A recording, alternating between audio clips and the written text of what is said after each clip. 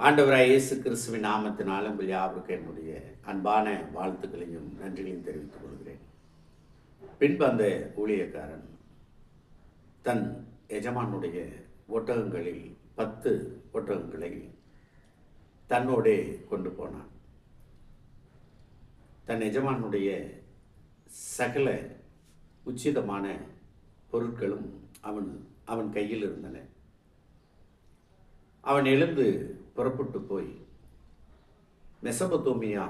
மெசபத்தோமியாவில் நாகோருடைய ஊரிலே சேர்ந்து ஊரின் புறம்பே ஒரு தண்ணீர் துறவண்டையில் தண்ணீர் மொள்ள ஸ்திரீகள் புறப்படுகிற சாயங்கால வேளையில் ஒட்டகங்களை மடக்கி தன் உள்ளத்தில் சொல்லி கொண்டது என்னவென்றால், என் எஜமானாகிய ஆபிரகாமுக்கு தேவனாய் இருக்கிற கர்த்தாவே, இன்றைக்கு நீர் என் காரியத்தை சித்திக்க பண்ணி என் எஜமானாகிய ஆபிரகாமுக்கு தயவு செய்தருளும் என்று நாம் ஆசிக்கிறோம்.